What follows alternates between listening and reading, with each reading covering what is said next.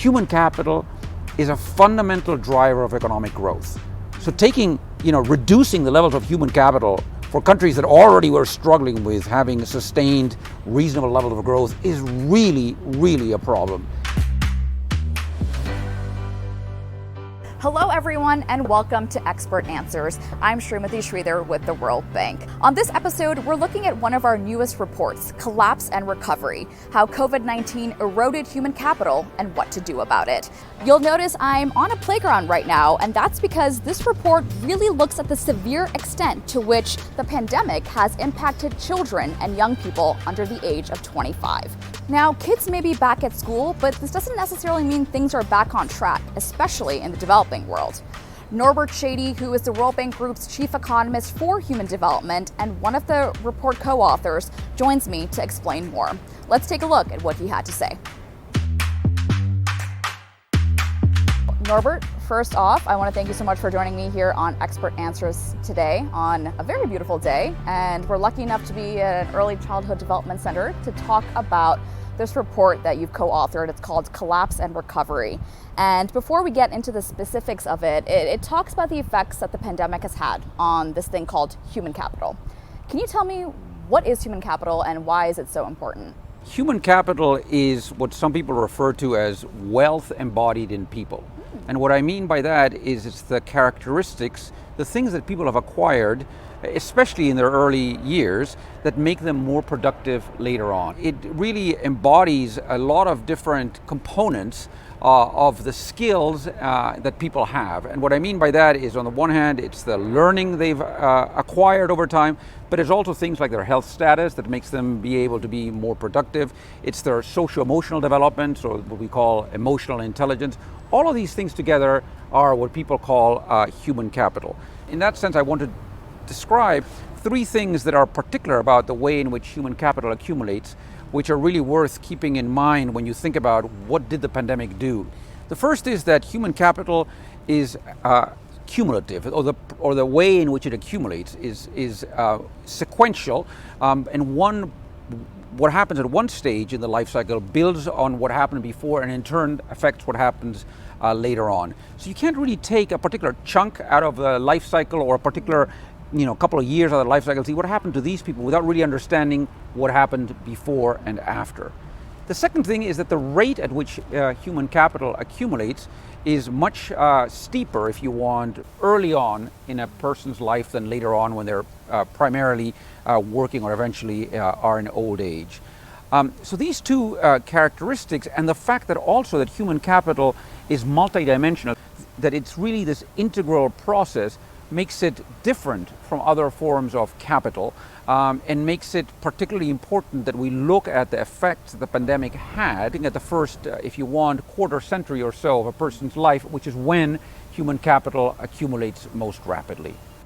So, Norbert, let's talk specifically about the developmental stages, because this report really is a comprehensive analysis of global data for, like you said, people under the age of 25. And I believe you identify three critical life stages. Can you talk more about those and how the pandemic has impacted each one? What we do is we first look at children who are of an age before they enter formal schooling in most countries. So these are children 5 and under. Then we look at children who are school-aged at a time when most are not yet considering working. And so we look at children between the ages of 6 and 14. And then we look at youth, individuals between the ages of 15 and 24, which is the point in time at which individuals are either entering the labor market or making decisions about whether to continue their schooling. So first, looking at individuals between the ages of 0 and 5, what we do there is, in some sense, we look at children under the age of 3 or under and those who are 4 and 5, because the kinds of services that governments provide generally are quite different for 3 and under year olds and 4 and 5 year olds.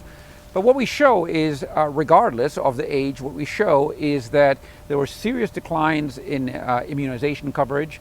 There were increases in food insecurity, and here's where the age distinction comes into play. For 4 and 5 year olds, where a substantial proportion of them are enrolled in preschool, in particular in middle income countries, preschools shut down for inordinately long periods of time, so these children were kind of locked out of school, literally. And I say this distinction is important because in most developing countries, the coverage of preschool or daycare for 0 to 3-year-olds is very low. So we see this sort of shutdown of critical services that these young kids need, and perhaps not surprisingly, we see these alarming declines in child development. And I just want to give one example, which refers to cognitive development. Cognitive development is very highly predictive of how well these children do eventually in school and even later in the labor market. In Bangladesh, data that we collected for this report, we compare a cohort of children who were roughly 2 years of age in 2019 before the pandemic hit, and then we went back to those same villages and collect the data on a new cohort of children, also 24 months of age or so, in 2022. And what we find is these alarming declines in child cognition, in child cognitive development. Declines that we know, contrary to what is popular perception, these children are not going to make up on their own. So it really is a very serious concern, what happened to young children, and one that has been underemphasized in the policy dialogue, I think. Then we go to school-age children, and what we show there is that in developing countries, roughly 1 billion children. This is not 1 million.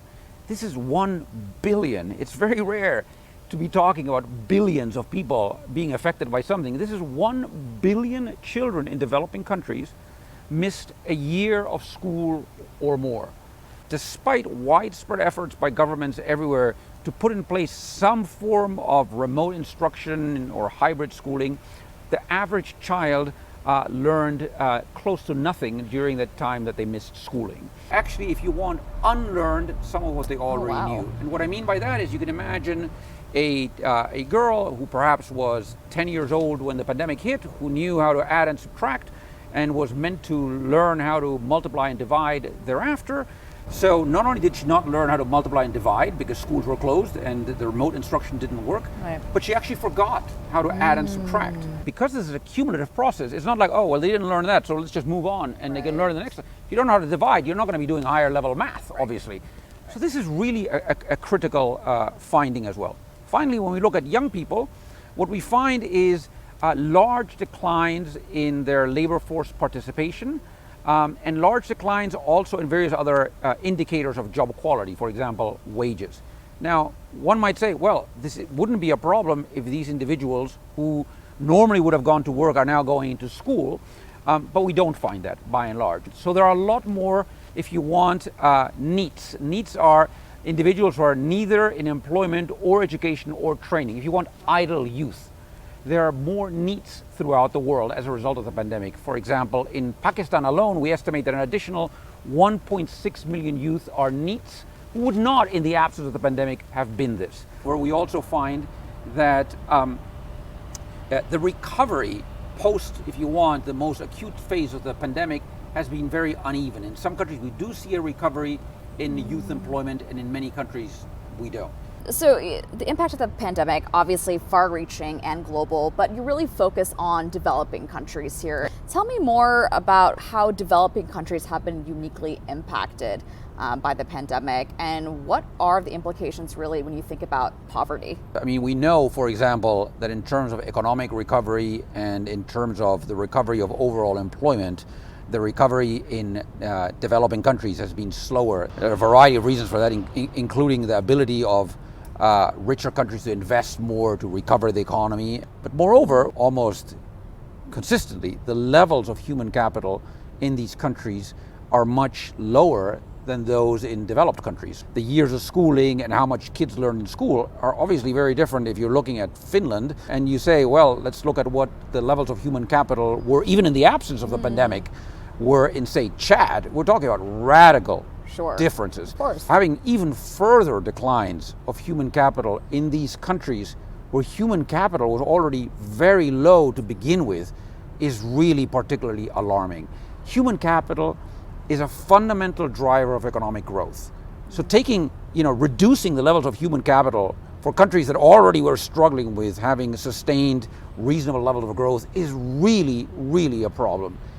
And that all sounds kind of abstract, but if you take it one level down and you go down now to what it means for individual people, it means we estimate that the declines in human capital amongst people in developing countries could lead to, if unremedied, could lead to declines in their lifetime earnings of between 10 and 20%.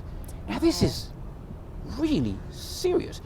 In the bomb we use the word a ticking time bomb, because in a way this is going to take some time to work its way through, if you want, as these kids age.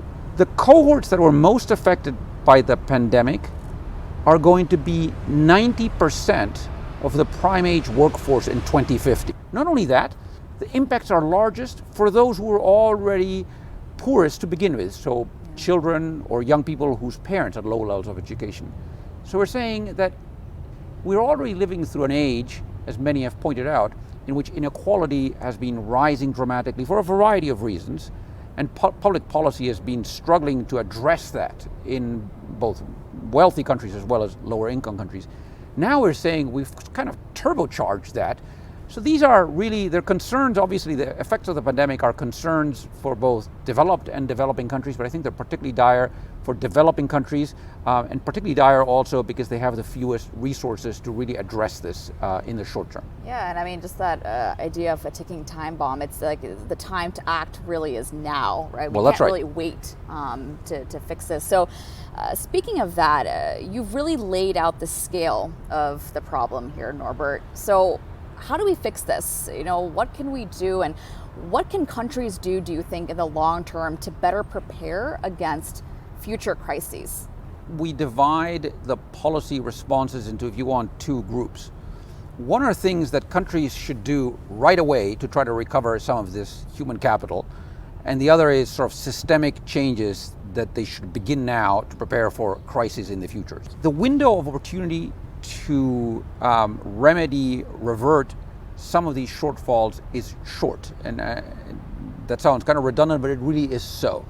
And the reason is, if kids come back to school, just to use that example, and they don't understand anything that's happening, and 6 months later they still don't understand anything that's happening, well, they're not going to stick around school forever. So we are perpetuating the problem, making it worse. These kids are going to drop out of school. So a really important point we make, and then I'll give you some specific examples, is that, you know, we used to be on a trajectory of human capital, if you want, that rose steeply and then more gently, and just to get back to a parallel trajectory, so lower but parallel to that, requires serious investments. Because if we don't do anything, what the default, if you want, is not just that they don't make that up, but they keep on falling further and further behind. So just to, like I said, have lower levels of human capital, but levels of human capital that are not declining more in the future, already requires a concerted effort by governments. To get to a trajectory that puts you back where you were before requires very serious effort and very serious policy attention by governments. It means that for every year now, we need to put in place policies that allow individuals to learn more, if you want, while they're in school, or have higher growth rates in their child development when they're younger than they did before. So this is really, really a tall order for countries. And so one of the pieces of advice we give governments is rethink your curriculum, your school curriculum. School curricula are already overburdened, if you want, in many developing countries. And this is the time to particularly prioritize those skills that if you don't pick up now, you really aren't going to pick up later, and that are going to determine what happens to you in your life for a long time. And the critical thing about this example is that actually doesn't cost a lot of money. It's an issue of political will, sort of saying, okay, this is important, we're going to do it. And it's an issue of, if you want, implementation capacity to actually make that happen. But there's a second basket of interventions that are not specific to each sector. And let me give you a little bit of background on that. Governments who responded well were able to, in some cases, expand the coverage of existing programs, either increase the number of people who are in them or increase the intensity of those programs. And that sounds a little bit vague, so let me give you an example. Many countries had cash transfer programs in place. So they were either able to increase the amount given to existing households in the cash transfer program to protect them against the shock, or increase the coverage, so bring in additional households who normally would not have been in the program. So there were responses that governments took that were somewhat effective, as best they could. They took these, But they were responses by and large, with very few exceptions. They were responses that actually affected only one program or at best one ministry. And so where we find the biggest, if you want, shortages or the biggest limitations of government responses was in the ability to coordinate these different investments and to rethink them as more data came in from the pandemic. But countries that had been faced with something like this before were better able to resolve those coordination problems and those, if you want, that necessity to resolve trade-offs. And I'm going to give you two examples, sort of, if you want, at different ends of the income spectrum. Yeah. One example comes from West Africa. And these are countries that were sadly suffered from the Ebola epidemic in 2014. In 2014, they responded as best they could. It was an unexpected, dramatic shock. They shut down schools. There was a public health emergency. All of these things that we see now in the pandemic happened to some extent in these countries. And as a result, they were able to learn from that, and they were more effective at responding to the pandemic than other countries of similar or even higher income levels who hadn't been faced with a shock like that. And at the other end of the spectrum, you have a country like Finland, where there is a body of high-level government authorities and experts who meet once a month in order to, if you want, game out how to respond to a particular kind of national shock. Wow. So it could be something like there is no power in the country for 3 days. Yeah. It could be something like there is a pandemic. And every month they meet, and on the basis of that, they have recommendations to the higher levels of government. And look, if you really want to prepare for the next aggregate shock, you need to think about this, and you should do this. For example, stock up on face masks and things like that. So at both ends of the spectrum, there really is an ability to really learn from the current pandemic. We all want to just put it behind us and think about something else. But I think that would be a mistake. And I think this is the opportunity to learn about how better to coordinate these investments in the future to make sure that the countries are in a better position to respond to future shocks, be they a climate shock, a war, a famine, or God hope not, another pandemic.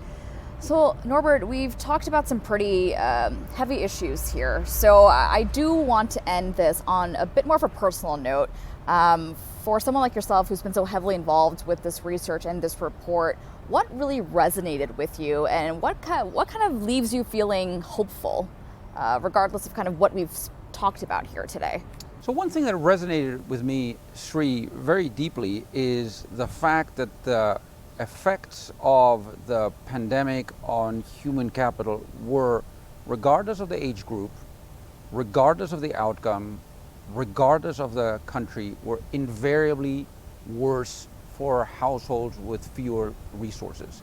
And I want to share just one anecdote. A couple of years ago, I was traveling in Peru, in northern Peru with my family, and I remember seeing waves of Venezuelan refugees that were streaming across the border into Peru.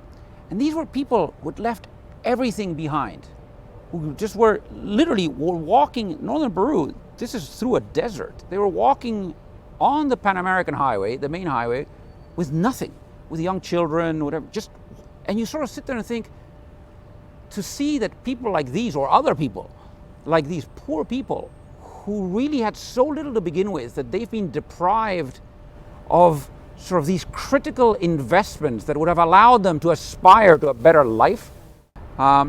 We do have interventions that we know actually can make a difference at this juncture. We have interventions in education, we have interventions in health, we have interventions in nutrition, in social protection, that have been tried in many countries. Right. It's a situation where this was terrible, it continues to be terrible, and it's important to remind decision makers of that, but there are things we can do to at least partly, hopefully fully, redress some of these costs to those who are most vulnerable in the developing world. Well, on that note, Norbert, I want to thank you again so much for joining me here on Expert Answers to talk more about the report, Collapse and Recovery. I really appreciate your time. Thank you, Sri. Collapse and Recovery, How COVID-19 Eroded Human Capital and What to Do About It is out now, available on our website at www.worldbank.org. so make sure to head on over and grab your own copy. That's it for this episode of Expert Answers. I'm Srimati Sridhar, and I'll see you next time.